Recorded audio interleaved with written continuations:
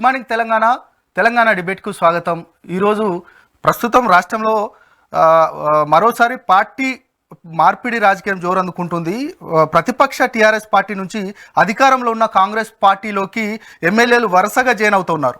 దీంతో అటు ప్రతిపక్షంలో ఉన్న టీఆర్ఎస్తో పాటు అధికారంలో ఉన్న కాంగ్రెస్ పార్టీలో కూడా పార్టీ ఫిరాయింపులు అనేవి కొత్త తలనొప్పిని తెచ్చిపెడతా ఉన్నాయి. ఎందుకంటే పార్టీలో 10 సంవత్సరాలుగా పనిచేస్తున్న వారు ఖచ్చితంగా ఆ పొజిషన్ ఇప్పుడు ఈ అధికారంలో ఉన్నాం కాబట్టి ఖచ్చితంగా ఆ పొజిషన్ కాపాడుకోవాలి, ఇక పార్టీ పదవులు అనుభవించాలని ఆలోచిస్తూ ఉన్న నేపథ్యంలో కొత్త వారు ఇక 10 సంవత్సరాలు అధికారంలో ఉన్న బీఆర్ఎస్ పార్టీ వాళ్ళు కాంగ్రెస్ పార్టీలో జాయిన్ అవడంతో ఇక వారు మా పదవులకు ఇక గండం ఉంటుంది అనేది కూడా చాలా బాధపడతా ఉన్నారు. మనం ఈ ఉదంతం నిన్నటి వరకు చూస్తున్నాం.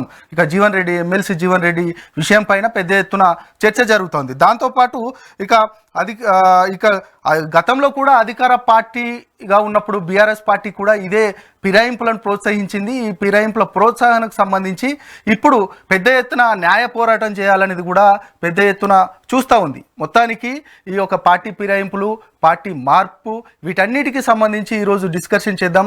మనతో పాటు ఇక బీఆర్ఎస్ పార్టీకి సంబంధించి పావని గౌడ్ గారు, అదేవిధంగా అనలిస్ట్ కోటేశ్వరరావు గారు, అదేవిధంగా కాంగ్రెస్ పార్టీ నుంచి కాల్వ సుజాత గారు మరి కొద్దిసేపట్లో జాయిన్ అవుతారు. చెప్పండి, ప్రధానంగా మొట్టమొదటిగా బీఆర్ఎస్ పార్టీ నుంచి పావని గౌడ్ గారిని అడుగుదాం. ఎందుకంటే పార్టీ ఫిరాయింపులు, పార్టీ నుండి చాలామంది 39 మంది ఎమ్మెల్యేలు గెలిచిన పరిస్థితి కనబడ్డది. ప్రధాన ప్రతిపక్షంగా బీఆర్ఎస్ పార్టీ ఉంది.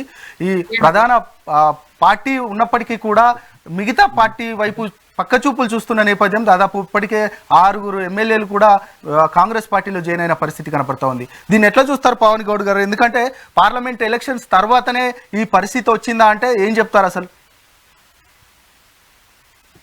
అందరికీ నమస్తే అండి. పార్లమెంట్ ఎన్నికల తర్వాతనే ఈ పరిస్థితి వచ్చింది. ఏంటంటే అధికారం ఎక్కడుంటే కొంతమంది నాయకులు అక్కడికే పోతారు, బెల్లం చుట్టూ ఈగలు వాలినట్టుగా. ఇప్పుడు అధికారం కోసం మాత్రమే, వాళ్ళ స్వప్రయోజనాల కోసం మాత్రమే పార్టీలు మారుతున్నారు. ఏదో ప్రజల అభివృద్ధి కోసము, ప్రజలకు చేస్తున్న సంక్షేమ పథకాలను చూసి మేము పార్టీలు మారుతున్నాం, రైతుల సంక్షేమాన్ని చూసి మేము పార్టీలు మారుతున్నాం అనేసి తప్పుడుగా ప్రచారం చేసుకుంటున్నారు. ప్రజలకు అందరికి అర్థమైంది. చచ్చే వరకు కూడా కేసీఆర్ గారి వెంటనే ఉంటామని చెప్పిండ్రు కొంతమంది నాయకులు. మరి ఇప్పుడు ఎందుకు పార్టీ మారుతున్నారు అనే అందరికీ అర్థమవుతుంది. అధికారం కోసం, అధికార దాహం కోసం మాత్రమే పార్టీలు మారుతుంది. ఢిల్లీలో రాహుల్ గాంధీ ఏం చెప్పిండ్రు? కాన్స్టిట్యున్సీని పట్టుకొని, రాజ్యాంగ అది పట్టుకొని ఏం చెప్పిండ్రంటే, హర్యానాలో మా పార్టీ ఎమ్మెల్యే పార్టీ మారిండు, మేము హైకోర్టులో పిల్లేస్తున్నాము, సుప్రీంకోర్టుకు పోతున్నాము అని చెప్పిండ్రు. మరి ఢిల్లీలో రాహుల్ గాంధీ పార్టీ ఫిరాయింపులను ప్రోత్సహించ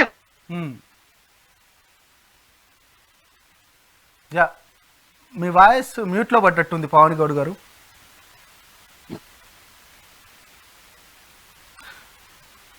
పావని గారు, మీ నెట్ ఇష్యూ ఉంది. ఇక తర్వాత కంటిన్యూ అండి. అంతకుముందు ఏమన్నాడు?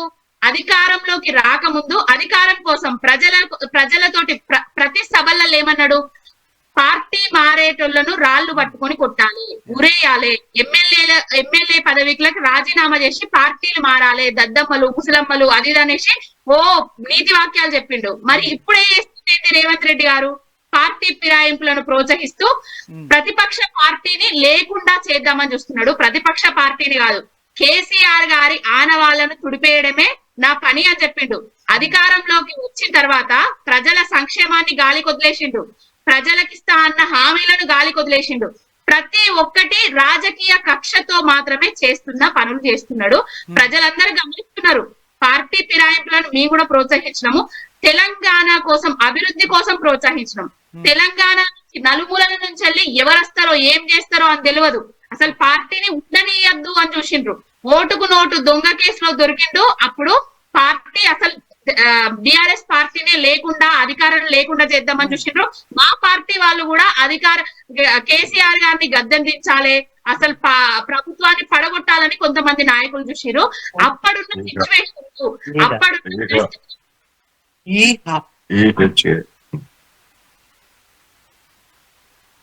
హలో వినపడుతుందండి.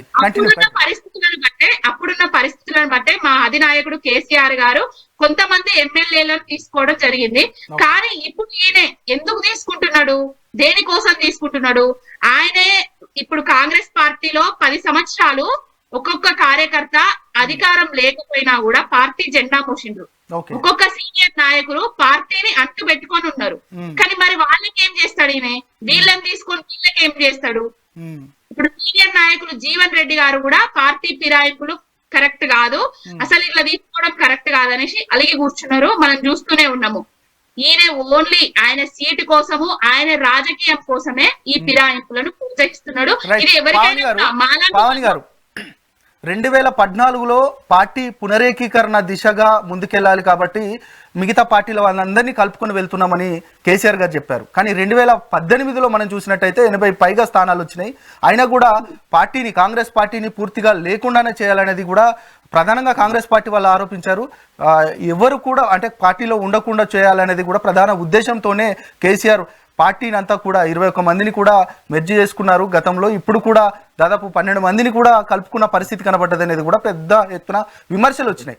అయినా 2018లో ఎందుకు కలుపుకోవాల్సిన పరిస్థితి వచ్చింది, పార్టీలు ఫిరాయింపులు ఎందుకు చేయాల్సిన పరిస్థితి వచ్చింది అంటే మీరు ఏం చెప్తారు? అసలు ఏంటంటే వాళ్ళందరూ వచ్చిన నాయకులు, ప్రతిపక్ష నాయకులు కేసీఆర్ గారి తెలంగాణ అభివృద్ధిని చూసి వచ్చిండ్రు. వచ్చిన వాళ్ళందరిని ఆహ్వానించిండ్రు, చేర్చుకున్నారు. అభివృద్ధిలో భాగంగా వాళ్ళని కూడా భాగస్వామ్యం చేసుకున్నారు. ప్రతి ఒక్క నియోజకవర్గాన్ని కూడా అభివృద్ధి చేసిండ్రు. కానీ ఇప్పుడు జరుగుతుంది ఏంటి? అసలు ఇప్పుడు కాంగ్రెస్ తెలంగాణలో అధికారంలోకి వచ్చింది. ఎన్ని హామీలు ఇచ్చింది? 6 గ్యారంటీలు ఇచ్చింది, 420 హామీలు ఇచ్చింది. ఈ 6 గ్యారంటీలల్లా 420 హామీలల్లా ఏ ఒక్క హామీని గాని, ఏ ఒక్క గ్యారంటీని గాని, ఒక ఫ్రీ బస్సు తప్ప ఏ గ్యారంటీని గాని ప్రజలకు సెప్టెంబర్ 9వ తారీఖే నేనస్తా ఇస్తా అనేసి ఊకదంపుడు ఉపన్యాసాలు చెప్తుంది అధికారం కోసం. కానీ ఇప్పటి వరకు కూడా ప్రజల సంక్షేమానికి ఎలాంటి సంక్షేమ పథకాలను అమలు చేసిండ్రు? ఏమన్నంటే ఇప్పుడు ఏమంటున్నారు, ఆగస్టు 15 లోపు మేము రైతు రుణమాఫీ చేస్తాము, 2 లక్షల రుణమాఫీ చేస్తామని చెప్పిండ్రు. ఏమని చెప్పిండ్రు? ప్రతి ఒక్క రైతుకు రైతుల రుణమాఫీ చేస్తామని చెప్పిండ్రు. ఇప్పుడు కట్ ఆఫ్ ఏంటి? తెల్ల రేషన్ కార్డు ఉన్నోళ్లకు చేయం, తెల్ల రేషన్ కార్డు అభివృద్ధి అండ్ ఏదైతే హామీలు ఇవ్వడం ఆ విషయం పక్కన పెడితే 2018లో ఆ పార్టీలో ఉన్న వారిని జైన్ చేసుకోవడం పైన ప్రధానంగా పెద్ద ఎత్తున అంటే ప్రజల మధ్యలో కూడా విమర్శలు వచ్చినాయి. ఎందుకంటే 2018లో మీకు ఇప్పుడు 2023లో కూడా అదే రిజల్ట్ వచ్చింది. ఎందుకంటే ప్రజలు చాలామంది గమనించి మిమ్మల్ని 39 స్థానాలకే పరిమితం చేశారు. ఎందుకంటే ఇంత మెజార్టీ ఉన్నా కూడా పార్టీని మిగతా పార్టీల వాళ్ళని తీసుకోవడము, ఇది పెద్ద ఎత్తున రాజకీయం అంటూ కూడా ప్రజలు కూడా చర్చించుకున్న సందర్భం కనబడ్డది. మరి అదే పరిస్థితి ఇప్పుడు కాంగ్రెస్ పార్టీ చేస్తూ ఉంది. ఇక కాంగ్రెస్ పార్టీకి సంబంధించి ఇక కాల్వ సుజాత గారు ఇప్పుడే అందుబాటులోకి వచ్చారు, ఆమెను అడుగుదాం. Madam good morning. Good morning madam, 2014లో పార్టీ పునరేకీకరణ అంటూ కూడా కేసీఆర్ మిగతా పార్టీల వాళ్ళందరినీ కూడా జాయిన్ చేసుకున్న పరిస్థితి కనబడ్డది. 2018లో కూడా అదే పరిస్థితి. ఇప్పుడు ప్రస్తుతం 2018 తర్వాత 2023, 24కు వచ్చేసరికి మీ పార్టీ అదే ఫిరాయింపులు కూడా చేస్తూ ఉంది. 2018లో అంటే గెలిచిన కేసీఆర్ ఇప్పుడు ఎన్నికలలో ఓటమి తర్వాత అంటే ఆ ఓటమిలో ప్రధానంగా అదే పాత్ర వహించారు. ఎందుకంటే ఆ పార్టీ ఫిరాయింపులే ప్రజలకు చాలా పెద్ద ఎత్తున ఆ విషయాన్ని అర్థం చేసుకొని పార్టీని ఓడగొట్టిరనేది కూడా పెద్ద ఎత్తున ప్రజల మధ్యలోకి వెళ్ళినప్పుడు ప్రజలు చెప్పిన సందర్భం. ఇప్పుడు మీ పార్టీ కూడా అదే చేస్తూ ఉంది.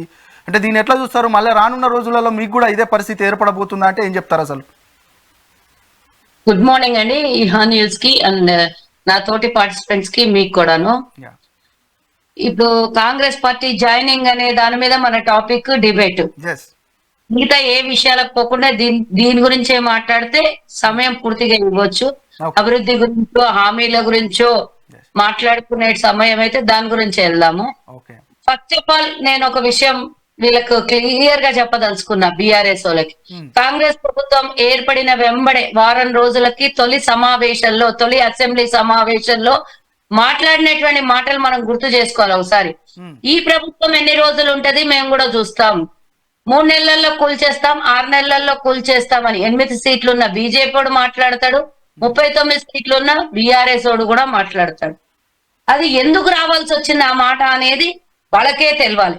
గతంలో మనం చూసినాం బీజేపీ ప్రతి రాష్ట్రంలో ప్రభుత్వాల్ని కూల్చేసి 14 రాష్ట్రాలలో ప్రభుత్వాల్ని కూల్చేసినటువంటి వైనం మనం చూసినాం. అదే వీళ్ళకు జాలిం లోషన్ అంటువ్యాధి వీళ్ళకు కూడా సోకింది బీఆర్ఎస్. కాబట్టి వీళ్ళు కూడా మీరు గుర్తుంచుకోవాలి, 22 మంది ఎమ్మెల్యేలు మాకు 2014లో గెలిచారు.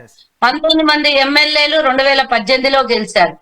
2022లో 12 మంది టీడీపీ, 22 మంది కాంగ్రెస్, అంటే ఓవరాల్ గా 34 మంది ఎమ్మెల్యేలు ప్రతిపక్షంలో ఉన్నారు.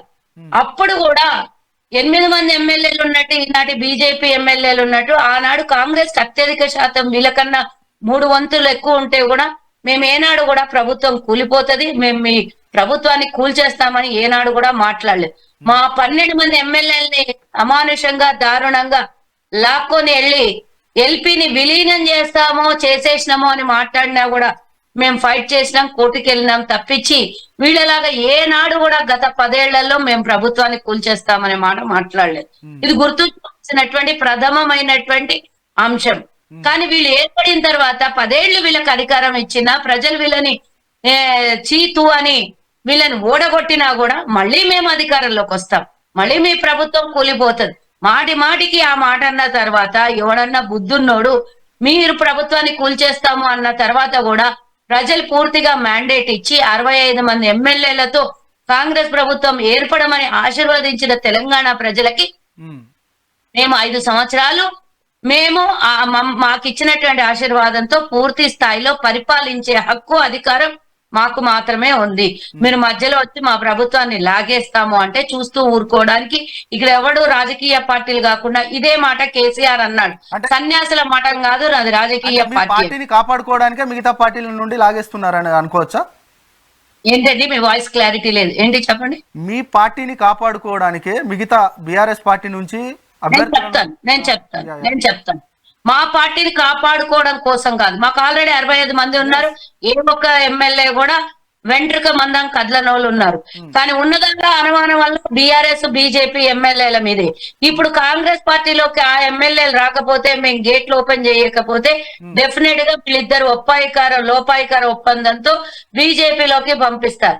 బీజేపీ కేంద్రంలో అధికారంలో ఉంది, వాళ్ళు ఇష్టానుసారంగా చేసేసి ఏది కావాలంటే అది చేస్తారు.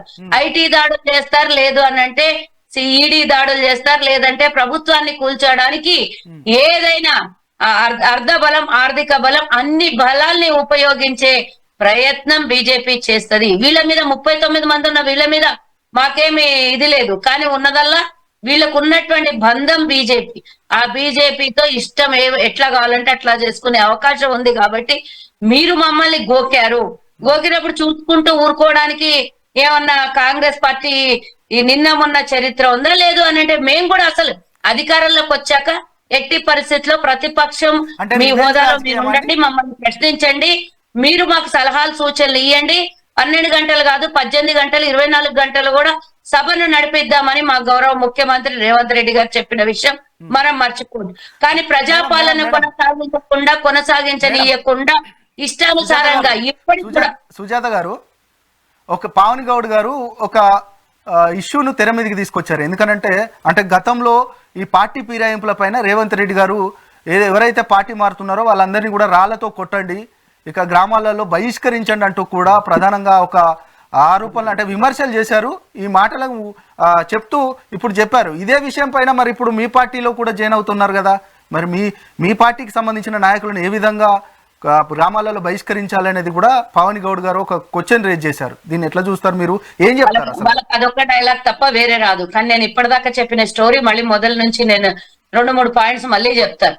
మేము గతంలో ప్రభుత్వాన్ని కూల్చేస్తాం అనలేదు. మీకు 88 మంది 2018లో పూర్తి మెజార్టీ, సంపూర్ణ మెజార్టీ ఇచ్చినా కూడా మీరు 12 మందిని లాక్కోవడానికి అర్థం ఏంటి అంటే, ఈ రోజు మేము ప్రతిపక్షం మాట్లాడొద్దు, ప్రతిపక్షం గొంతు నొక్కేయాలి, తడిగుడ్డతో ప్రజల గొంతులు కొయ్యాలని మాకు కాంగ్రెస్ పార్టీకి లేదు. కానీ మీకు పూర్తి అవకాశం ఇచ్చినా కూడా మీరు 12 మందిని లాగేసుకొని టీడీపీ నుంచి వచ్చిన 2 ఎమ్మెల్యేలు అందరినీ లాక్కున్నారు. పూర్తిగా 103 మందిని అంటే 103 మంది కౌరవుల సైన్యం లాగా మీరు చేర్చుకున్నారు.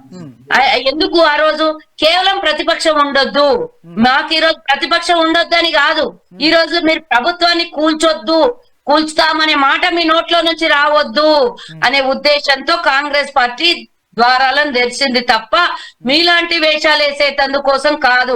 మీరు దోసుకునే దోపిడికి లేదా ధరణిలో చేసినటువంటి మోసాలకి ప్రతిపక్షం గొంతెత్తొద్దు, లేదా ఎలక్ట్రిసిటీ డిపార్ట్మెంట్ లో చేసినటువంటి తప్పులని గొంతెత్తొద్దు, లేదా ఫోన్ ట్యాపింగ్ చేసిన దాని విషయంలో గొంతెత్తొద్దు.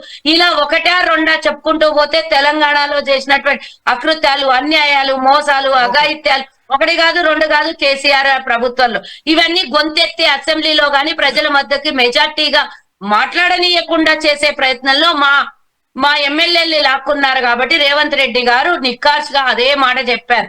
కానీ ఈ రోజున్న పరిస్థితి ఏంటి? మాకేం ప్రతిపక్ష హోదా ఉండొద్దు అనే ఉద్దేశమే లేదు.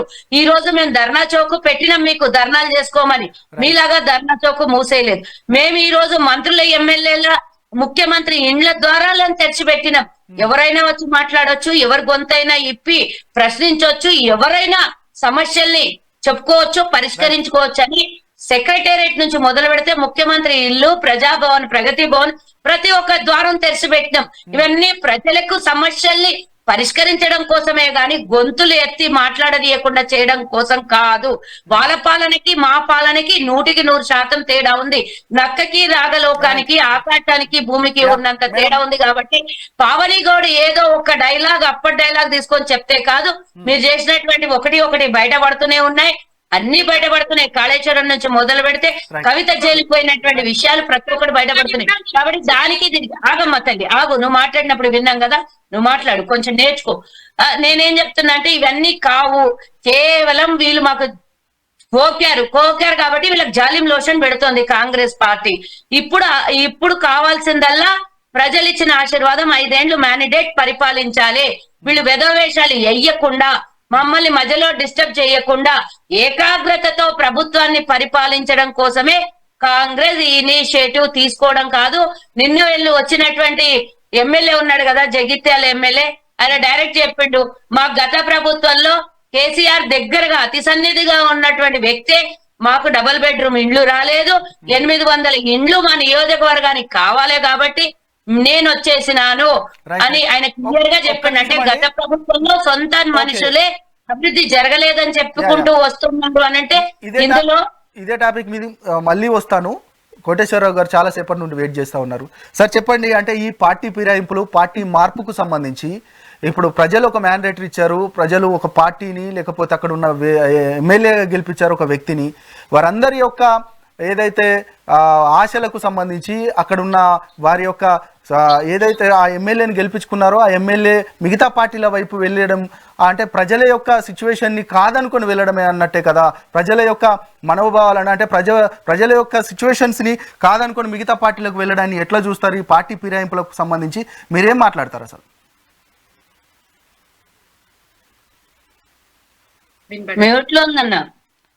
కోటేశ్వరరావు గారు, ఎదుటి వారికి చెప్పేటందుకే నీతులు అనేటువంటిది అందరికి తెలిసిందే. ఓకే, అందుకని ఇప్పుడు భవానీ మేడం గారు రాహుల్ గాంధీ గారు చెప్పినా, లేకపోతే రేవంత్ రెడ్డి గారి గురించి చెప్పినా, లేదా మా సుజాత గారు బీఆర్ఎస్ నాయకుల గురించి చెప్పినా గానీ అవి వాళ్ళకి కూడా అంటే వాళ్ళిద్దరంటే పార్టీల ప్రతినిధులుగా వ్యక్తిగతంగా కాదు, ఎవరు చెప్పినా గానీ అవి ఎదుటి వాళ్ళకి చెప్పేటందుకే తప్ప తామేం చేశామనేటువంటిది ఎవరికైనా ఉండాలి. అందుకని ఇప్పుడు గొంగట్లో అన్నం తింటూ వెంట్రుకల గురించి చర్చించుకుంటున్నట్టుగా ఉన్నది పార్టీ ఫిరాయింపులు లేదా ఇటువంటివన్నీ కూడా. అందుకని ఎవరు చెప్పినా కానీ అయితే భవానీ మేడం గారు చెప్పినా ఏం చెప్పారు, తెలంగాణ అభివృద్ధి కోసం మేము చేర్చుకున్నాము, తప్పు లేదు అన్నారు.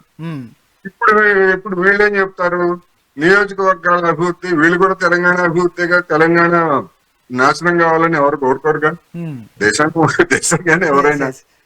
మరింత అభివృద్ధి కోసం మేము ఈ పార్టీ కాంగ్రెస్ లో చేస్తున్నాం అని చెప్పేసి ఒకవేళ బీఆర్ఎస్ ఎమ్మెల్యేలు చెప్పారనుకోండి, అప్పుడు మరి బీఆర్ఎస్ నాయకులు ఏం చెప్తారు, అభివృద్ధిని వద్దంటారా?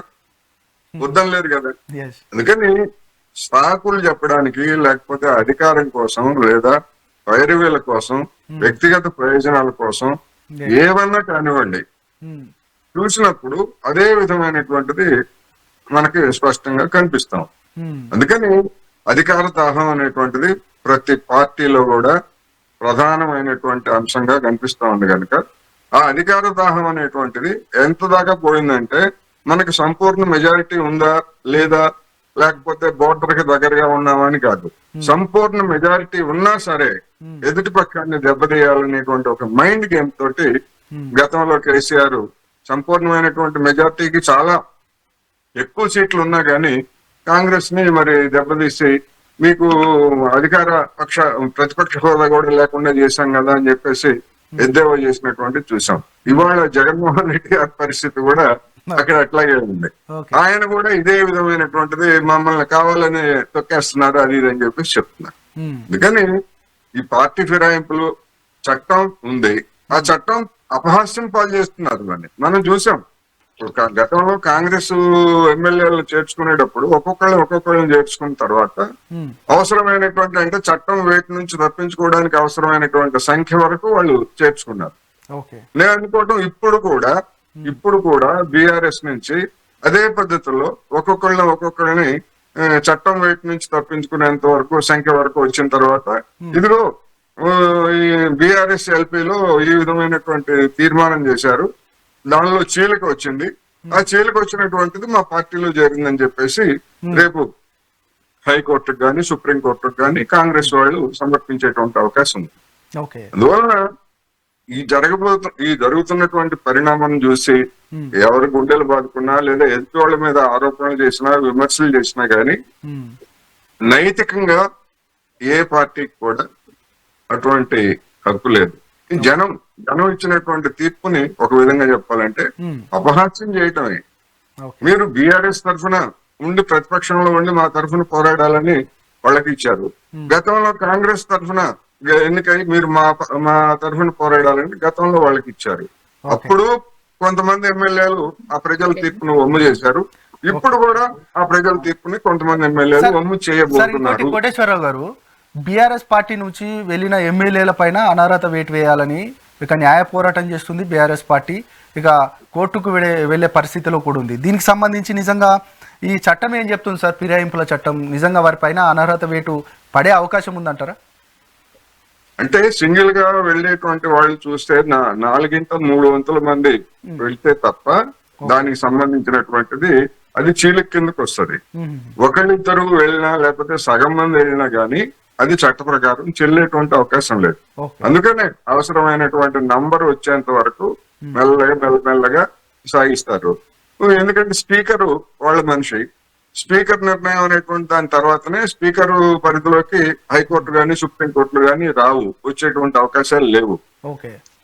అందుకని స్పీకర్ పరిధిలో ఉంది కనుక స్పీకర్ ఏం చేస్తారు, వాళ్ళు ఒకవేళ స్పీకర్ కి ఫిర్యాదు చేస్తారు. బీఆర్ఎస్ వాళ్ళు ఫిర్యాదు చేసిన తర్వాత నేను విచారిస్తాను, నేను వాళ్ళని ప్రత్యక్షంగా కలుసుకొని వాళ్ళతో వివరణ తీసుకుంటాను. ఎంతకాలం జరుగుద్ది? అది సాగుతూనే ఉంటది ఆ విచారణ. గతంలో 5 years సాగినట్టుగా అది సాగుతూనే ఉంటది. ఎందుకు అంటే మరి స్పీకర్ ను ప్రశ్నించడానికి లేదు, నేను ఇంకా అనేక అంశాలు నిర్ధారించుకోవాలి. ఇట్లా ఏదో ఒక సాకు మనం చూసాం, అటు కేంద్రంలో చూసాము, రాష్ట్రంలో చూసాము, వివిధ రాష్ట్రాల్లో కూడా మనం స్పీకర్ల పాత్ర ఎట్లా ఉందో అనేటువంటిది చూసాం. అందుకని ఇది అందరికీ తెలుసు ఈ గేమ్. కేసీఆర్ కి తెలియదా? పార్టీలో ఎమ్మెల్యేలు ఎంపీలు లేకపోతే ఎంపీలు లేరనుకోండి, అదృష్టం కొద్ది ఎమ్మెల్యేలు వెళ్ళిపోతారని కేసీఆర్ కి అందరికంటే ముందే తెలుసు. ఎందుకంటే మనకు ఒక సామెత ఉంది, దేవుడు నైవేద్యం తినడు అనేటువంటి విషయం ముందు ఎవరికి తెలుస్తుంది అంటే పూజారికే తెలుస్తుంది. ఎందుకంటే పూజారే కదా క్రతువు చేసేది. అక్కడ దేవుడు తింటాడా లేకపోతే పూజారి మళ్ళీ వెనక్కి వచ్చి పూజారి కుటుంబం తింటుందా అనేటువంటిది ఆయనకే తెలుస్తుంది. మనలాంటి భక్తులకి ఎవరికి తెలియదు. అదే తన ఎమ్మెల్యేలు ఉండరు, పారిపోతారు అనేటువంటి విషయం కేసీఆర్ కి ముందే తెలుసు. తెలిసినా గానీ ఆయన ఏమి చేయలేనటువంటి ఒక నిస్సహాయ స్థితిలో ఉన్నారనేది అంతే. Right sir. ఇంకా పవన్ గారు ఏం లేదండి, చెప్పండి. ఒక్క నిమిషం. అసలు పార్టీ ఫిరాయింపుల గురించి రేవంత్ రెడ్డి గారు ఏమన్నారో ఒకసారి ఆయన మాటల్లోనే ఇందాం మనం. ఒకసారి నేను వీడియో ప్లే చేస్తున్నాను. పార్టీ ఫిరాయిస్తే రాళ్లతో కొట్టి సంపాడి గ్రామ బహిష్కరణ చేయండి. కష్టపడి మీ చెమట మీ రక్తాన్ని ధారపోసి మీ భుజాల మీద మోసి మీరు గెలిపించి శాసనసభకు పంపిస్తే ఈ సన్నాసులు ప్రలోభాలకు లొంగిపోయి పార్టీలు ఫిరాయిస్తారు. రాజీనామా చేయకుండా పార్టీ మారితే రాళ్లతో కొట్టండి, రాళ్లతో కొట్టి చంపండి. గ్రామాలలో అప్పుడప్పుడు చూస్తుంటాం, పిచ్చి కుక్కలు ఊర్లో స్వైర విహారం చేసి ప్రజల్ని కలిస్తే తరిమి రాళ్లతో కొట్టేట్లయితే చంపుతారో రేపు భవిష్యత్తులో నువ్వు రాళ్లతో కొట్టించే బాధ్యత నేను తీసుకుంటా. ఆయననే ముందుంటా అన్నారు, పిచ్చి కుక్కలు అన్నారు. ఇంకొకటి, ఈ పార్టీ ఫిరాయింపులను తెలంగాణ అస్తిత్వాన్ని దెబ్బతీయడానికి ఆనాటి కాలంలో రాజశేఖర్ రెడ్డి గారే ప్రోత్సహించారు. ఆయన మొదలు పెట్టిండ్రు. తర్వాత ఓటుకు నోటు కేసులో సంచులు మూటలు పట్టుకొని ఎత్తుకొని పోయి ఎమ్మెల్యేలను కొనుగోలు చేద్దామని పార్టీని, అంటే అప్పుడున్న బీఆర్ఎస్ ప్రభుత్వాన్ని పడగొడదామని చూసింది కూడా రేవంత్ రెడ్డి గారే అండి. పార్టీ ఫిరాయింపులను మేము ఫస్ట్ ప్రోత్సహించినామని చెప్తున్నారు, ప్రోత్సహించి కాంగ్రెస్ వాళ్ళు. ఇంకొకటి ఏంటంటే, రాజ్యాంగం 10వ షెడ్యూల్ లా ఎవరైతే పార్టీ మారుతారో డిస్క్వాలిఫై చేయాలి అనేసి పంచ్ న్యాయ్ మేనిఫెస్టోలో పెట్టిండ్రు. ఎవరు? రాహుల్ గాంధీ గారు. 13వ నెంబరు పార్టీ మారిన డిస్క్వాలిఫై చేయాలని రాహుల్ గాంధీ గారు చెప్పిండ్రు. కానీ ఢిల్లీలో రాహుల్ గాంధీ మాటలు మరి గల్లీలో ఈ ముఖ్యమంత్రి వాళ్ళు వినట్లేదా? మేము చేసింది తప్పే, పార్టీ ఫిరాయింపులను ప్రోత్సహించినాము, మా వాళ్ళని పట్టించుకోలేదు, మా వాళ్ళకి ఇవ్వకుండా వచ్చిన నాయకులను మేము అందలం ఎక్కించినాము. మేము చేసింది తప్పే, మేము చేసిన తప్పుకు మేము శిక్ష అనుభవిస్తున్నాము, వాళ్ళు కూడా త్వరలో శిక్ష అనుభవిస్తున్నారు. ఇంకొకటి ఏంటంటే, సుజాతక్క గారు చెప్పిండ్రు ఇంతకు ముందే, నేర్చుకో అంటున్నారు. నేర్చుకోవాల్సింది మీరు ఏంటంటే, అసలు కాళేశ్వరంలా ఫస్ట్ ఏమో బీజేపీ వచ్చింది, కాళేశ్వరంలో చుక్కా నీరు రాలేదని చెప్పింది. తర్వాత కాంగ్రెస్ వాళ్ళు వచ్చిండ్రు, కాళేశ్వరంలో 88,000 కోట్ల ప్రాజెక్ట్ కి 1,00,000 కోట్ల అవినీతి జరిగిందని చెప్పిండ్రు. అసలు ఇప్పుడు కాళేశ్వరం ప్రాజెక్ట్ లో నీళ్లు రాకపోతే చెరువులల్లో డ్యాములల్లో నీళ్లు ఎందుకు ఎండిపోయినాయి? మేము స్కాములు చేసినాం అంటారు. స్కాములకు పెట్టింది పేరు కాంగ్రెస్. 7 నెలలు అవుతుంది అధికారంలోకి వచ్చి. 3,1800 కోట్ల అప్పులు చేసిండ్రు. అప్పులు చేసి మరి రైతులకు చేసిండ్రా, మహిళలకు చేసిండ్రా, మరి ఎవరికి సంక్షేమ పథకాలు అందించిండ్రు? ఒక్కొక్కరి వాళ్ళ అధికారం కోసం చూసిండ్రు. అధికారం వచ్చిన తర్వాత వాళ్ళ నాయకులు జేబులు దండుకునే ప్రయత్నం చేస్తున్నారు తప్ప ఏం లేదు. ఒకటి బూడిద స్కామ్, ఒకటి బియ్యం స్కామ్, ఒకటి బీర్ల స్కామ్. సరే, ఇప్పుడు ఆ స్కామ్ల గురించి మనం తర్వాత డిస్కషన్ లో మాట్లాడదాం. రైట్ అండి. కల్వ సుజాత గారు, ప్రధానంగా అంటే ఈ పార్టీ ఫిరాయింపులకు సంబంధించి చాలా మంది, అంటే ఇప్పుడు రాహుల్ గాంధీ గారు ఇలా అన్నారు, లేకపోతే రాళ్లతో కొట్టి చంపమని రేవంత్ రెడ్డి గారు అన్నది విషయం పక్కన పెడితే, ప్రధానంగా మీరు పార్టీ గురించి దాదాపు, అంటే మాకు తెలిసి 10 సంవత్సరాల నుంచి విరోచితంగా పార్టీ అధికారంలోకి రావాలనేది కూడా పెద్ద ఎత్తున మీరు ఫైట్ చేశారు. ఇక మీలాంటి వాళ్లకు ఎమ్మెల్యే టికెటో ఎంపీ టికెట్ రావాలని కూడా చాలా మంది భావించారు. ఇట్లాంటి నేపథ్యంలో ఇప్పుడు మిగతా ఎమ్మెల్యేలు లేదంటే మిగతా పార్టీ నాయకులు అందరూ వస్తే మీకు వచ్చే అవకాశాలకు గండిపడే అవకాశం ఉంది కదా, దీన్ని ఎందుకు మీరు అపోజ్ చేయట్లేదు? ప్రధానంగా మీ పార్టీలో పెద్ద ఎత్తున గొడవలు కూడా జరుగుతూ ఉన్నాయి ఎమ్మెల్సీ జీవన్ రెడ్డి ఇష్యూ పైన. దీనికి సంబంధించి మీరు ఏం చెప్తారు? అసలు డెఫినెట్ గా ఎమ్మెల్సీ జీవన్ రెడ్డి గారు కొట్లాడడంలో ఆవేదనలో బాధ లేదు అని నేను అనను. అట్లాంటిది ఉంటది డెఫినెట్ గా. ఇప్పుడున్న పరిస్థితుల్ని ప్రజాపాలన చెయ్యాలా, లేకపోతే రేపు వచ్చే 5 ఏళ్ల గురించి ఇప్పుడు దాన్ని ఆరా తీసుకుంటూ కూర్చుంటే ప్రజాపాలనకి గండి పడుతుందా లేదా, ఇబ్బంది కలుగుతుందా లేదా? రోజు పొద్దున్నేస్తే మీ ప్రభుత్వాన్ని కూల్చేస్తాం, రోజు పొద్దున్నేస్తే మీ ప్రభుత్వాన్ని 6 నెలల్లో పడేస్తాం. కేసీఆర్ నోట్ల నుంచి 6 నెలల తర్వాత మన ప్రభుత్వం ఏర్పడుతుంది అని అన్న మాట వాస్తవమా చెప్పండి. కేటీఆర్ గతంలో ఒక 2-3 నెలల క్రితం 6 నెలల్లో 3 నెలల్లో ప్రభుత్వం పోతుంది అన్నాడు. ఇప్పుడు లాస్ట్ కి మెల్లిగా ఎమ్మెల్యేలు అందరు ఇటు పక్కన వస్తూ ఉంటే లాస్ట్ కి చివరిగా గొంతు మారి గొంతు చిన్నగా అయిపోయి 4.5 సంవత్సరాలలో మళ్ళీ మేమే వస్తాం అని అంటే మీ కుక్క కాటుకు చెప్పు దెబ్బ అయితే దొరికింది కదా. ఈ విధమైనటువంటి ప్రచారాలు, ఈ విధమైన అంటే అభద్రత, ప్రజల్లో అభద్రత. అయ్యో మేము మ్యాండేట్ ఇచ్చాం కదా, మళ్ళీ కాంగ్రెస్ ప్రభుత్వం కూలిపోతే గనక మళ్ళీ బీఆర్ఎస్ వస్తే తెలంగాణలో అవినీతికి అడ్డుకట్ట వేసే వాళ్ళు ఎవరు ఉండరు కదా. ప్రజలు ఒక పక్కన కాదండి, పార్టీని కాపాడుకోవడానికి మిగతా పార్టీ నాయకులను చేర్చుకోవడం అని మీరు అంటున్నారు. ప్రధానంగా మీలాంటి వాళ్ళకి అన్యాయం జరుగుతుందనేది కూడా మేము అంటున్నాము. దీనికి మీరు ఏం చెప్తారు? అసలు స్వయంగా చూసిండ్రు, సుజాతక్క స్వయంగా చూసిండ్రు. వచ్చిన నాయకుడే ఆమె టికెట్ ఎత్తుకపోయిండు. పాపం ఆమె కూడా ఏడ్చింది. 10 సంవత్సరాలు ఆమె కూడా వీరోచితంగా పోరాటం చేసింది కాంగ్రెస్ ప్రభుత్వం అధికారంలోకి రావడానికి. ప్రతి ఒక్కరిని టార్గెట్ చేసుకొని మాట్లాడింది. కానీ ఆమె లాంటి వాళ్ళకి ఎమ్మెల్సీ ఇవ్వకుండా, ఆమె లాంటి వాళ్ళకి ఎమ్మెల్యే టికెట్ ఇవ్వకుండా వచ్చిన నాయకులనే చేరుకున్నారు. ఏదో ప్రజాపాలన అంటున్నారు కదా, ప్రజా పాలన అసలే కాదు. గేట్లు ఎత్తినము, అది చేసినాము, ఇది చేసినాము. ఓన్లీ ప్రతిపక్ష నాయకులను చేర్చుకోవడానికి మాత్రమే గేట్లు ఎత్తి పెట్టిండ్రు. ప్రజలకు వచ్చిన సమస్యలను ఎవ్వి కూడా పట్టించుకోవట్లేదు వాళ్ళు. ఏం చేసిండ్రండి చెప్పండి. ఒక్క నిమిషం ప్రజల సమస్యల్ని పరిష్కరించట్లేదు అంటే ఒక్కసారి మీకేమన్నా ఇబ్బందులు ఉంటే ప్రజాభవన్కి రండి. అక్కడ మీరు కూడా అప్లికేషన్ ఇవ్వడానికి మీరు కూడా అర్హులే. 4 కోట్ల మంది ప్రజలతో పాటు. డిస్టర్బ్ చేయకమ్మా పావని, డిస్టర్బ్ చెయ్యకు. నేను మాట్లాడుతున్నాను కదా.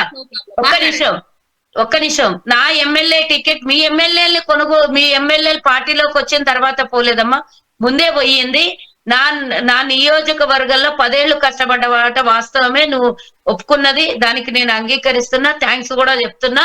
ఇంకొకటి గుర్తుంచుకోవాలి, నా టికెట్ ఆల్రెడీ పోయింది. ఈ రోజు ఎమ్మెల్యేలు వచ్చినంత మాత్రం నా టికెట్ రేపు వస్తుందనే గ్యారంటీ కూడా లేదు కదా. ఆల్రెడీ సిట్టింగ్ ఎమ్మెల్యే ఉన్నాడు. రేపు గనక 33% రిజర్వేషన్ ఇంప్లీడ్ అయిన తర్వాత డెఫినెట్ గా ఆ స్థానం నాకు ఇవ్వాలని కూడా ఎవరు వచ్చినా కూడా ఆపలేరు కదా. అది జరిగి తీరుతుంది. మీలాంటి వాళ్ళు మాలాంటి వాళ్ళు ముందుకు రావాలని అందరం కోరుకుందాం. కూడా ఫైట్ చేస్తా రావాలని. Thank you. ఒక మాట చెప్తున్నా నేను, రేపు వచ్చే 5 ఏళ్ల గురించి ఈ రోజు కాదు, ఈ 5 ఏళ్ల పరిపాలన కొనసాగాలి అనేదే మాకున్నటువంటి సుదీర్ఘమైనటువంటి 5 సంవత్సరాల మేము ప్లాన్ చేసుకున్నటువంటి ప్లానింగ్ లో భాగము. అంటే ఈ ఎమ్మెల్యేలు రావడం భాగం కాదు, 65 మందితో మేము సుదీర్ఘమైనటువంటి మంచి రాజకీయం చెయ్యాలి అనుకున్నాం తప్పించి మాకు ఎలాంటిది కూడా డే 1 మేము అసెంబ్లీలో చెప్పినాం, ప్రతిపక్ష హోదాలో మీరు కూర్చోండి మాకు సలహాలు ఇవ్వండి అన్నాం. కానీ అది కాకుండా, ఆ విషయం కాకుండా ప్రతిరోజు మా మీద మీకు తగులు ఉన్నాయి, మీ దగ్గర మూడు గ్రూపులు విడిపోతే ఆ గ్రూపు మాతో వచ్చి చేరుతుంది, మీరందరూ కూడా మళ్ళీ మీ పార్టీ కొలాప్స్ అయిపోతుంది, మీరు అధికారాలను కోల్పోతారు, మళ్ళీ మా ప్రభుత్వాలు వస్తాయి అనే మాటకి ఎవరైనా భద్రంగా ఉంటారా ఉండరా? మాకు మా ఎమ్మెల్యేల మీద నమ్మకం లేదని కాదు, మా ఎమ్మెల్యేల మీద పూర్తి నమ్మకం ఉన్నది. కానీ బీజేపీ బీఆర్ఎస్ కలిసి చేసే కుట్రలో ఇంకేమన్నా తెలంగాణ ప్రజలకి ఏమన్నా హాని జరుగుతుందేమో అనే భయంతో తప్పించి ఇంకోటి ఏం లేదు. ఇంకోటి గుర్తుంచుకోవాలి, నేను ఇందాకనే కూడా చెప్పిన, మళ్ళీ అదే సేమ్ డిస్కషన్ కావద్దు, వేరే సబ్జెక్ట్ మాట్లాడాలి. కాబట్టి మీరు పావని గారు ఒక ప్రశ్న వేశారు, దానికి నేను ఆన్సర్ చెప్పి మళ్ళీ ఫర్దర్ మాట్లాడతాను. అభివృద్ధి చేయలేదు, అభివృద్ధి ఎక్కడిదక్కడ ఆగిపోయింది అంటున్నారు. మీకు ఏ వివరణ కావాలనో పూర్తి డేటా రేపు మీరు ఇంకో డిబేట్ పెట్టండి. పావని గారికి నేను ఇప్పుడు ఏదైనా అది రాసిస్తే గనక రేపొద్దున డిబేట్ లో మీకు ఏదైనా ఏ అభివృద్ధి జరగలేదో, మేము ఇచ్చిన హామీలు ఒకటి ఎందుకు తీర్చట్లేదో, ఎన్ని తీర్చామో అన్ని చెప్తాం మేము వివరాలు. ఈ రోజు ఎడ్యుకేషన్ విషయంలో కానివ్వండి, టీఎస్పీఎస్ లీకేజ్ ఆపి ఏమంటారు ఎగ్జామ్స్ పెట్టడంలో కానీ, డిఎస్సి వేయడంలో కానివ్వండి, రేపు పొద్దున ఇందిరమ్మ ఇండ్లు ఇవ్వడంలో కానివ్వండి, రేపు పొద్దున ఇంకోటి ఏంటి రైతు బంధు గురించి మాట్లాడుతున్నారు.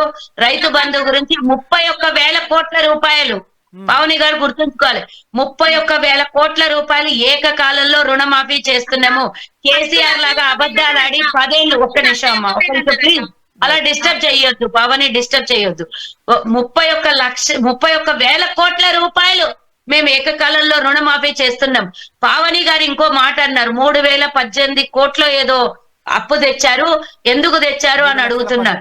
ఒక్కసారి వెనుకకు తిరిగి చూస్తే కాంగ్రెస్ ప్రభుత్వం ఏర్పడిన రోజు 7,000 కోట్ల రూపాయలు ఖజానాలో అయితే రైతు బంధు కోసం కానివ్వండి, అయితే ఉద్యోగాలకు జీతాలు ఇవ్వడం కోసమే కానివ్వండి 7,000 కోట్లు ఉండాల్సినటువంటి సమయంలో ప్రభుత్వం ఏర్పడిన తొలి రోజు చూస్తే అది నిల్లు. మీ కాంట్రాక్టర్లకి ఆ 7,000 కోట్లను మరలించుకొని 0 బ్యాలెన్స్ చేసిండ్రు. ప్రభుత్వం నడపాలి అంటే 8,000 కోట్లు కావాలో మీకు తెలియంది కాదనుకుంటాను. తెలియకపోతే డేటా తీసి చదువుకోండి అనుకుంటాను. మీరు రికార్డులో ఉన్నటువంటి 6,70,000 కోట్లు, అదనంగా విద్యుత్ శాఖలో 85,000 కోట్లు, అదనంగా సివిల్ సప్లైలో 57,000 కోట్ల రూపాయలు అప్పు చేస్తే 8.5 లక్షల కోట్లు ఇక్కడే ఉన్నాయి. ఇంకా చాలా వివరాలు వచ్చేటివి. ఓవరాల్ గా ఒక 10 లక్షల కోట్ల రూపాయలు మీరు అప్పు పెట్టిండ్రు చిన్న రాష్ట్రం. ఆ అప్పుకు వడ్డీ ఎంత కట్టాలి పావని గారు? అభివృద్ధి సంక్షేమం గురించి నెక్స్ట్ డే మనం డిస్కషన్ పెట్టుకుందాం. లేదు, అదొక్క ప్రశ్నకు ఆన్సర్ చెప్పాలి కదా, ఏం చేశారు అనేది ప్రజలకు కూడా తెలవాలి కదా. కాబట్టి వాళ్ళు చేసినటువంటి అప్పులకే వడ్డీలు 1,000 కోట్ల రూపాయలు కడుతున్నామని గమనించాలి. ఈ రోజు డబ్బు లేని ఖజానాలో రూపాయి అన్ని శాఖల నుంచి తీసుకొని వచ్చి 1వ తారీఖున జీతాలు వేస్తున్నాం, 2-3 తారీఖు లోపల పెన్షన్లు వేస్తున్నాం. గత 10 ఏళ్లలో ఏనాడు కూడా 1వ చాలా ఇష్యూస్ ఉన్నాయండి. మరి మీరు ఈ విషయం మాట్లాడితే పెన్షన్స్ ఇప్పటి వరకు మొన్నటి వరకు పర్లేదు అనేది కూడా గ్రామాలలో ఉన్న ఇప్పటి వరకు అసలు వేసింది లేదక్క. ఇంకొకటి అంగన్వాడీ ఉద్యోగులకు వేతనాలు ఇప్పటి వరకు 4 నెలల నుంచి లేదు. వారు వద్దన్నారు కాబట్టి నేను వివరాల్లోకి వెళ్ళట్లేదు. కేవలం ఈ రోజు పార్టీ ఫిరాయిస్తున్న ఎమ్మెల్యేల గురించి మాట్లాడుకుందాం. మరి నిన్న వచ్చినటువంటి కొంతమంది 6 మందో 7 మందో ఎమ్మెల్యేలు కేసీఆర్ ఫామ్ హౌస్ కనుకుంటాను పిలిపిస్తే, అందరు ఎమ్మెల్యేలని పిలిపిస్తే ఎందుకు రాలేదో మీ వాళ్ళకే అడగాలి. మరి వాళ్ళకి ఏమున్నది, ఏ ఉద్దేశం ఉన్నది, ఎందుకు రావట్లేదు? వాళ్ళు ఒక ప్రశ్న అడిగారంట. మేము గతంలో అధికారంలో ఉన్నప్పుడు రిక్వెస్ట్ చేసుకున్నారంట ఎమ్మెల్యేలు, మేము వచ్చి మీతో మా సమస్యల్ని మాట్లాడుకోవాలి, మా సమస్యల్ని పరిష్కారం చేసుకోవాలని. అంటే ఏ ఒక్క ఎమ్మెల్యేకి కూడా ప్రగతి భవన్ గాని ఫామ్ హౌస్ గాని రానియలేదు. నిన్న వాళ్ళు చెప్పినటువంటి సమాధానం ఏంటి? అధికారంలో ఉన్నప్పుడు ఏ ఒక్క రోజు కూడా మమ్మల్ని కేర్ చేయనటువంటి ముఖ్యమంత్రి, ఆనాటి ముఖ్యమంత్రి, ఏ రోజు కూడా మమ్మల్ని రానియనటువంటి మాజీ ముఖ్యమంత్రి ఈ రోజు పిలవంగానే మేము మీటింగ్ కి రావాలన్నా అని ఎంతమంది గైరాజర్ అయ్యారో చూడండి. 32-30 మంది ఉన్నట్టున్నారు ఇంక ఎమ్మెల్యేలు. వాళ్ళల్లో 6 మందో 7 మందో వచ్చారు. కేసీఆర్ తో హరీష్ రావుతో కలుపుకుంటే 7 అనుకుంటాను నేను. మరి అలాంటిది మీరు మీటింగ్ పెడితేనే రాలేదు, మీ మీద కోపంతోనే ఉన్నారు వాళ్ళు. ఇప్పుడు వాళ్ళైతే 20 మంది కాంగ్రెస్ లో చేరతామని కూడా ఇంకా ఎక్కడా చెప్పలేదు కదా. మరి ఎందుకు 20 మంది గైరాజర్ అయినరో, మీ లోపల ఉన్నటువంటి లోపం ఏంటో మీరు సరి చేసుకోండి. మీరు వచ్చి మా మీద పడి ఊరొచ్చి మంగళం మీద పడి ఉరిమినట్టు మా మీద పడి ఉరమడం కాదు. మీ ఎమ్మెల్యేలు మాజీ ముఖ్యమంత్రి గారు పిలిస్తే బాపుగా చెప్పుకునేటటువంటి కేసీఆర్ ఎందుకు రాలేదో వాళ్ళని అడిగితే, ఎమ్మెల్యేలను అడిగితే తెలిస్తే మిగతాదంతా డొక్క చీరిస్తే పేగులన్నీ బయటపడ్డట్టు అన్ని మీరు బయటికి తీసుకోవాల్సినటువంటి అవసరం మీకుంది. తెలుసుకోవాలి మీరు ఎందుకు రావట్లేదు, ఎందుకు పలకరించట్లేదు, ఎందుకు కేసీఆర్ ని పట్టించుకోవట్లేదు ఎమ్మెల్యేలు. అడుగుదాం. పవన్ గారు, సుజాత గారు అడిగిన క్వశ్చన్స్ కి ఆన్సర్ ఏమి ఇస్తారు? నిజంగా నిన్న పెట్టిన మీటింగ్ కి సంబంధించి మా ఎమ్మెల్యేలు 20 మంది కేసీఆర్ గారు మమ్మల్ని కలవలేదు, మేము నిరుత్సాహంగా ఉన్నాము, అది దాని ఏదన్నా వీడియో క్లిప్ ఉంటే బయట పెట్టమని చెప్పండి. ఇంకొకటి ఏంటంటే కేసీఆర్ గారి మాట వినట్లేదు, కేసీఆర్ గారి మాటలు అసలు నమ్మట్లేదు ఎమ్మెల్యేలు అని చెప్పడం చాలా తప్పు. కేసీఆర్ గారి మీద ఎమ్మెల్యేలకు విశ్వాసం ఉన్నది, ప్రజలకు కూడా విశ్వాసం ఉన్నది.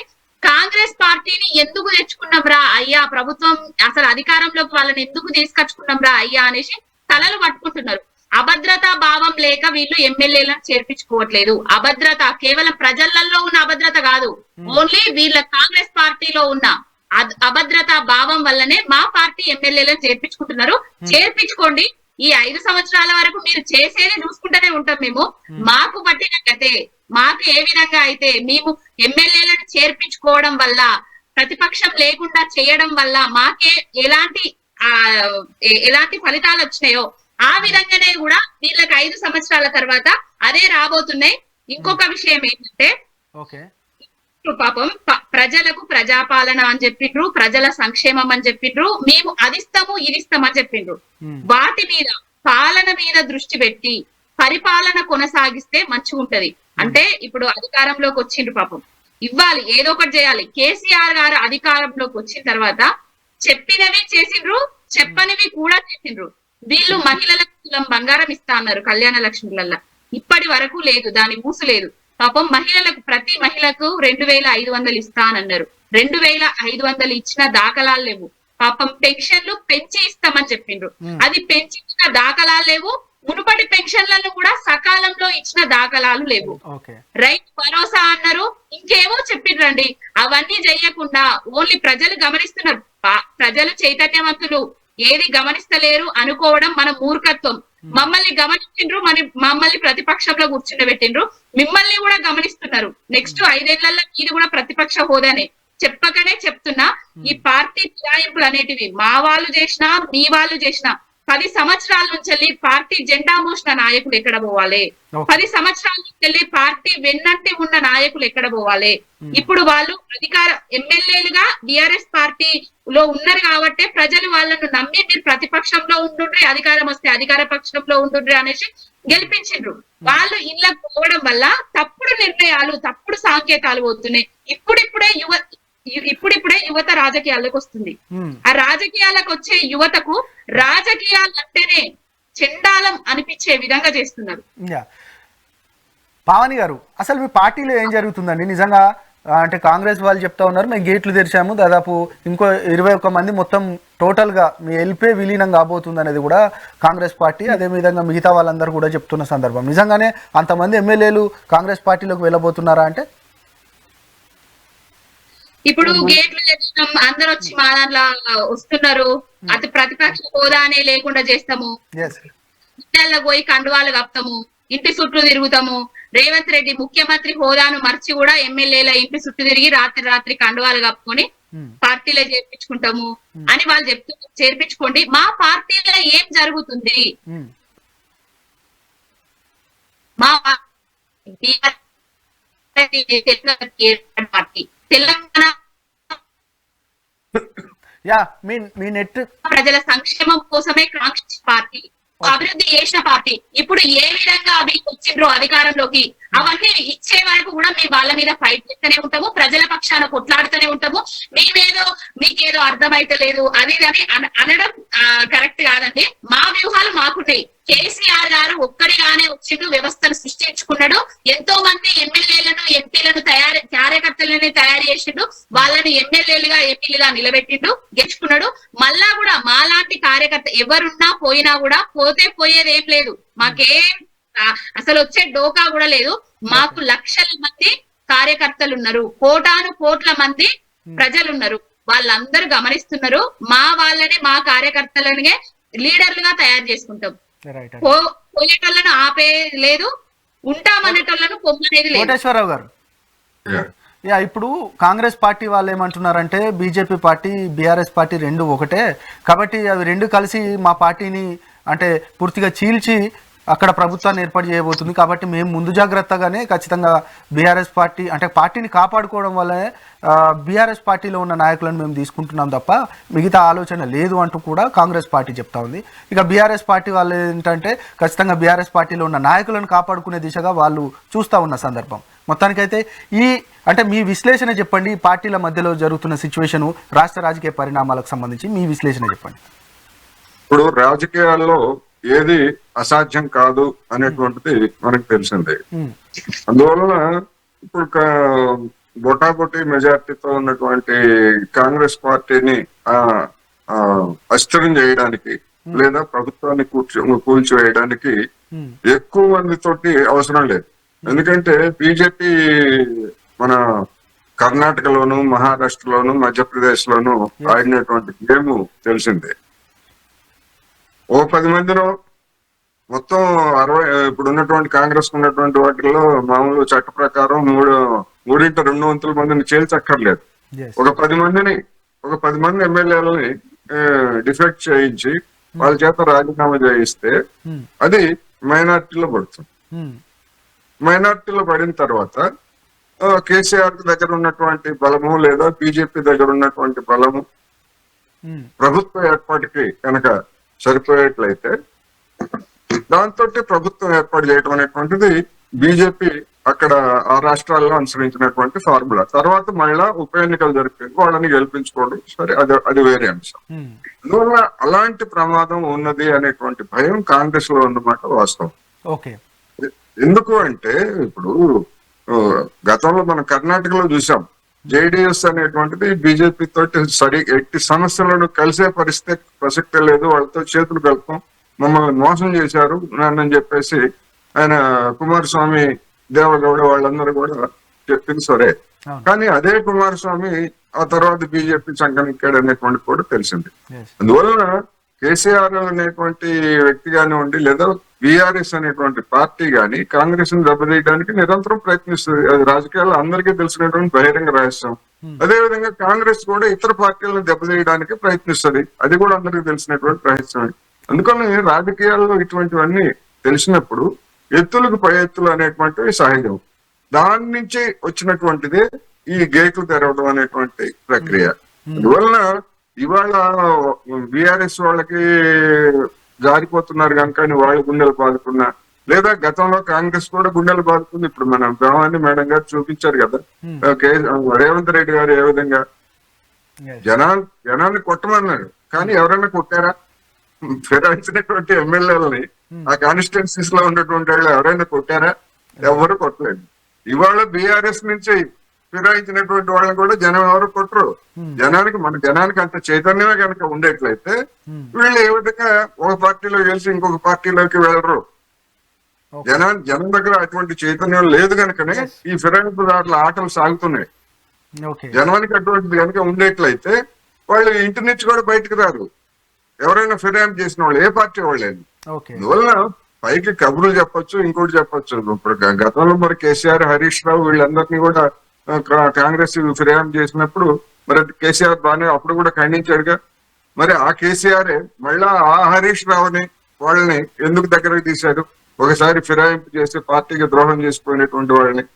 అందుకని రాజకీయాల్లో నీతుల గురించి, విలువల గురించి చెప్పుకుంటే ప్రయోజనం లేదు సార్. రాజకీయాలలో ఎత్తులు పై ఎత్తులు ఉంటాయి. రాజకీయ పార్టీలు అన్న తర్వాత మిగతా పార్టీల వారు చేర్చుకోవడం లేకపోతే ఇవన్నీ ఉంటాయి. కానీ ప్రజల యొక్క అభిష్టానాన్ని, ప్రజల యొక్క మనోభావాలను ఈ యొక్క అవమానించినట్టుగా సార్ ఈ సిచ్యువేషన్ చూస్తే.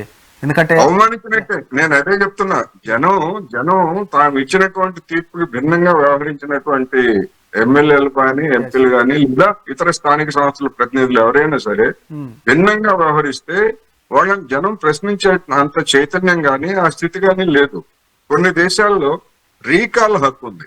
రీకాల్ హక్కు అంటే ఒకసారి తమ మ్యాండేట్ తో గెలిచిన తర్వాత తమ మ్యాండేట్ కి భిన్నంగా ప్రవర్తించినటువంటి వాళ్ళని మీరు ఎందుకని మీరు రాజీనామా చేయరని చెప్పేసి రీకాల్ హక్కు ద్వారా మళ్ళా రెఫరెండం జరిపి అటువంటి ప్రజాప్రతినిధుల్ని ఓడించి మళ్ళా కొత్త వాళ్ళని ఎన్నుకోవడానికి ఉండేటువంటి రీకాల్ హక్కు కొన్ని దేశాల్లో ఉంది. కానీ మన దేశంలో అటువంటి రీకాల్ హక్కు లేదు. అటువంటి రీకాల్ హక్కు కనుక ఉండుంటే దాదాపు ఒక అంచనా ప్రకారం మన దేశంలో 5,000 మంది ప్రజాప్రతినిధులు పార్టీలను ఫిరాయించారు. ఏ పార్టీ అయినా కానివ్వండి, అన్ని పార్టీలకు సంబంధించి దాదాపు 5,000 మంది పార్టీలను ఫిరాయించినటువంటి పెద్దలు ఉన్నారు. మన ప్రజాస్వామ్యం అంత పటిష్టంగా ఉంది. అందువల్ల ఈ చట్టంలో ఉన్నటువంటి లోపాలను ఉపయోగించుకొని ప్రతి వాళ్ళు కూడా లబ్ధి పొందడానికి ప్రయత్నిస్తున్నారు. ఇప్పుడు మన భవానీ మేడం గారు చెప్పారు, మేము తప్పు చేశాం, మేము అనుభవించాం, మీరు కూడా అనుభవిస్తారని చెప్పేసి కాంగ్రెస్ మీద శాపనార్థాలు పెడుతున్నారు. దానివల్ల ఏమి ఉపయోగం ఉండదు. జనంలో పనిచేయండి, మీ పార్టీ వాళ్ళు కానీ జనంలో పనిచేయండి, జనం అభిమానం పొందండి, అప్పుడు మాత్రమే ఉంటుంది. అంతే తప్ప ఫామ్ హౌస్ కి పరిమితం అయ్యి ప్రకటనలకే పరిమితం అయితే ఏ పార్టీ కూడా జనంలోకి రాదు. ఎందుకంటే అనేకమైనటువంటి లోపాలు. ఇప్పుడు పెన్షన్లు ఇవ్వలేదని చెప్పి చెప్తున్నారు. మా భవానీ గారు మీకు తెలుసో లేదో 3 సంవత్సరాల నుంచి ఎంప్లాయీస్ కి, పెన్షనర్స్ కి కేసీఆర్ గారు డిఏ వాయిదాలు ఇవ్వలేదు. అందుకని మనలో ఉండేటువంటి లోపాలు కూడా మనకు ఉంటాయి. అవి మనకు కొన్ని సందర్భాల్లో శాపాలుగా మారుతాయి. ఆ ఉద్యోగులు, ఆ పెన్షనర్లు ఆగ్రహించిన కారణంగా కూడా బీఆర్ఎస్ ఓడిపోయింది. అయితే మీరు అన్నట్టుగా కాంగ్రెస్ కూడా అదే నిర్లక్ష్యం చేస్తే కాంగ్రెస్ కూడా అదే విధమైనటువంటి తీర్పు వస్తుంది. Okay sir, right. ఇక పవన్ గారు చివరిగా చెప్పండి, ఎట్లా ఉండబోతుంది? ఇక మీ పార్టీ ఎమ్మెల్యేలందరినీ కాపాడుకునే పరిస్థితి కేసీఆర్ చేయబోతున్నారా? దాంతోపాటు ఒకవేళ వెళ్ళిన వారు వెళ్ళని, మిగతా వారు ఉన్నవారే మా వారు అనుకునే దిశగా వెళ్ళబోతున్నారా? ఎట్లా ఉండబోతుంది మీ యొక్క పార్టీ పరిస్థితి? చట్టంలో ఉన్నటువంటి దాని ప్రకారం 3/2 మంది ఫిరాయిస్తే అది చట్టబద్ధంగా ఫిరాయింపు, పార్టీలో చీలికనిగా పరిగణిస్తారు. అంతకుముందు 1/3 ఉండేది. ఆ 1/3 ఉన్నందువల్ల ఫ్రీక్వెన్సీ బాగా పెరిగింది.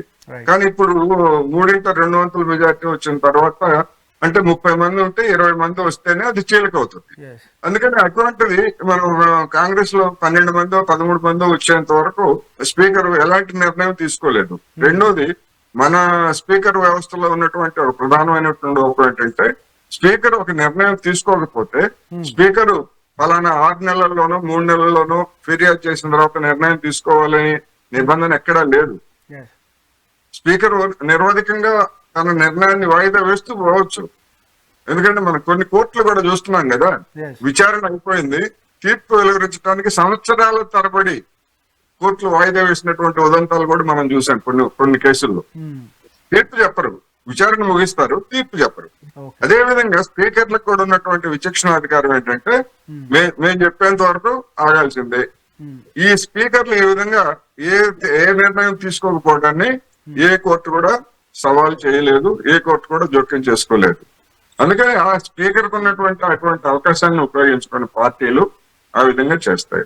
ఇప్పుడు ఆ కారణంగానే కదా డిప్యూటీ స్పీకర్ పదవిని కాంగ్రెస్ కి ఇవ్వాలి, అదే ఇండియా కూటమికి ఇవ్వాలని చెప్పేసి అంటే రేపు స్పీకర్ డిప్యూటీ స్పీకర్ లేకపోతే స్పీకర్ లో వస్తే ఆ డిప్యూటీ స్పీకర్ ఏం చేస్తాడో మనకేం తెలియదు అని చెప్పేసి బీజేపీ దాన్ని చేస్తా ఉంది. అంతేకాదు ఇంకొకటి ఏంటంటే గడిచినటువంటి 5 సంవత్సరాల్లో అసలు డిప్యూటీ స్పీకర్ పదవిని బీజేపీ పూర్తి చేయలేదు. లేడు, అసలు డిప్యూటీ స్పీకర్ లేడు లోక్సభలో 2019 నుంచి 2024 వరకు. ప్రతిపక్షాలకు ఇవ్వటం సంగతి అసలు వాళ్ళ పార్టీ వాళ్ళనే వాళ్ళు పెట్టుకోలేదు. ఎందుకు పెట్టుకోలేదంటే వాళ్ళకి మనకి సమాధానం ఉండదు. డిప్యూటీ స్పీకర్ లేకపోయినా గానీ సభను నడపవచ్చు, రాజ్యాంగం అనుమతిస్తుంది అనేటువంటిది రుజువయ్యేది. అందుకని అనేక లోపాలు మన వ్యవస్థలో ఉన్నటువంటి అనేక లోపాలను ఉపయోగించుకొని ప్రతి పార్టీ కూడా లబ్ధి పొందడానికి చూస్తా ఉంది, కొన్ని పార్టీలని దెబ్బతీయడానికి చూస్తా ఉంది.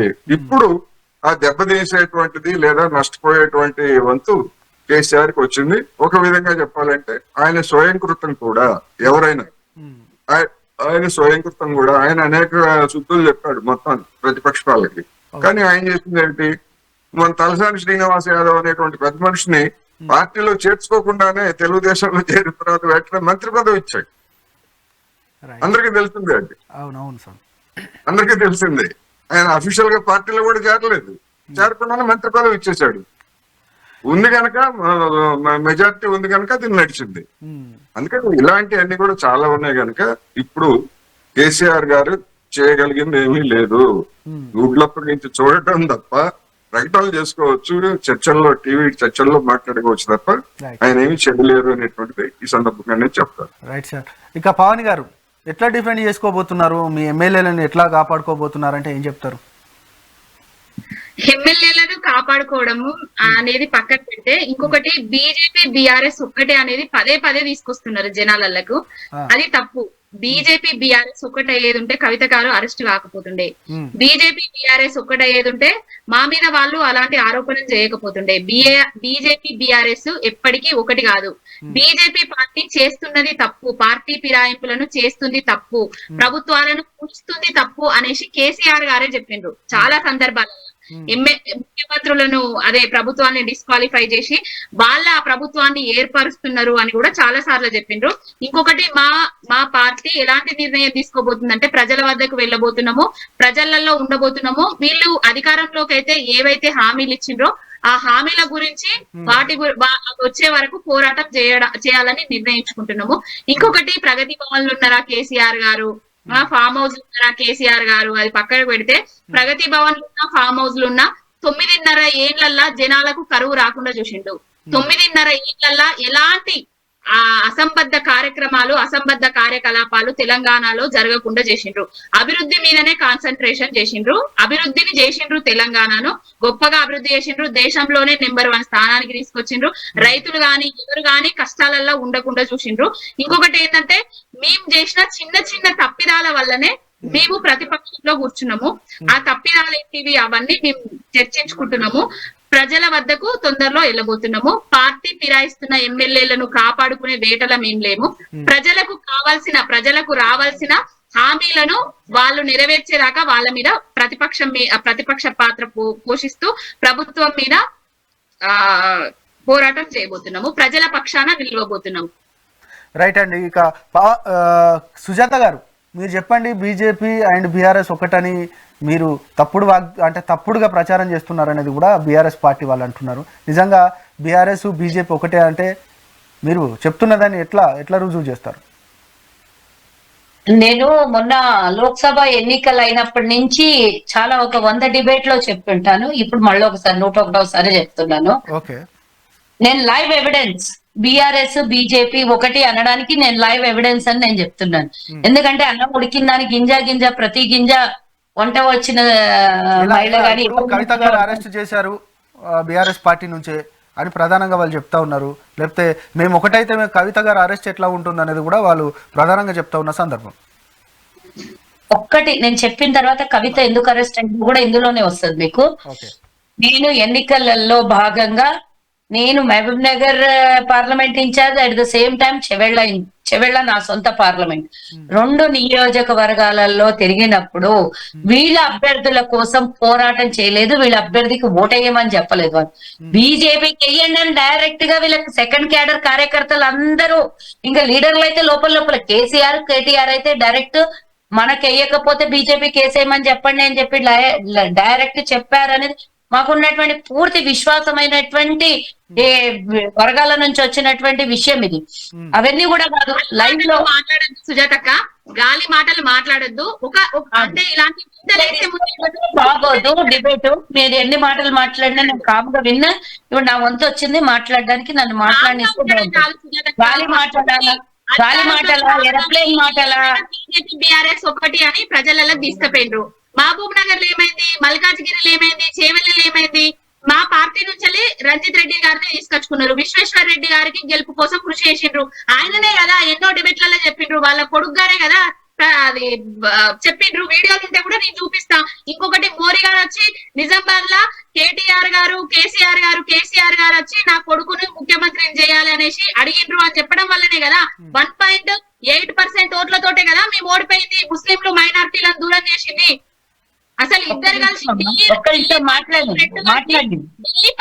2 కలిసి పద్మవ్యూహంలో మమ్మల్ని పాముగా వాడుకొని మమ్మల్ని అధికారం నుంచి దూరం చేసిండ్రు. ప్రజలు మాకు చెప్పనీయాలి. ఇలా డిస్టర్బ్ చేస్తే మీ వంతు మీరే మాట్లాడి మా వంతు కూడా మీరే మాట్లాడితే కరెక్ట్ కాదు డిబేట్లలో. నేను ఒకటి చెప్తున్నా, లైవ్ గా నేను ప్రతి బూత్ లో మా ఊర్లో మా కాన్స్టిట్యున్సీలో ఓటేసి వచ్చిన తర్వాత ప్రతి బూత్ నేను విజిట్ చేసినప్పుడు నాకు ఉన్నటువంటి సమాచారము అక్కడ నిలబడి బీఆర్ఎస్ వాళ్ళు స్లిప్పులు చూపించి లోపలికి పోయి బీజేపీ కోటేయండి అని చెప్పిండ్రు. ఎక్కడ గుళ్ళోకి రమ్మంటే 10 మందిని నేను తీసుకొస్తా, మీ లీడర్లని నిలబడి నేను ఎక్కడ రమ్మంటే సవాల్ విసరడానికి రెడీగా ఉన్నారా మా కాన్స్టిట్యున్సీలు. నేను ఇందాకే అన్నం ఉడికిందా అని ప్రతి మెతుకు చూడాల్సినటువంటి అవసరం లేదు. ఒక్క మెతుకు చూస్తే తెలిసిపోతుంది ఉడికిందా లేదా అని. నేను తీసుకురమ్మంటే తీసుకొస్తా, పదండి మా కాన్స్టిట్యున్సీకి. నేను 119 అడగట్లేదు, 118 కూడా అడగట్లేదు. ఒక్కటే తాండూరు కాన్స్టిట్యున్సీ అడుగుతున్నా. అక్కడ నేను లైవ్ ఎవిడెన్స్ అని చెప్తున్నా. ప్రతి బూత్ లో నిలబడి పోయి బీజేపీ స్లిప్పులు వాళ్ళు వస్తుంటే ఓటర్లు వస్తుంటే స్లిప్పులు చూసి పోయి లోపల పోయి బీజేపీ ఓటేసి రమ్మని చెప్పడం, నేను నిలదీసి తిట్టిన బీఆర్ఎస్ వాళ్ళని. అక్కడ ఏం చేస్తున్నారు మీరు? ఏం పిచ్చి వేషాలు వేస్తున్నారా? ఏం తిక్క ఉందా మీకు? ఎట్లా మీరు పోయి బీజేపీ ఓటేయమని ఇక్కడ నిలబడి ప్రచారం చేస్తారని తిడితే, ఏం లేదు మేము ఎలాగో ఓడిపోతాం కాబట్టి బీజేపీ ఓటేయిస్తున్నామని చెప్పినటువంటి విషయం. మైనార్టీ వర్సెస్ మెజార్టీ అని బీఆర్ఎస్ వాళ్ళు మాట్లాడినరు. ఇది లైవ్ లో నేను ఎవిడెన్స్.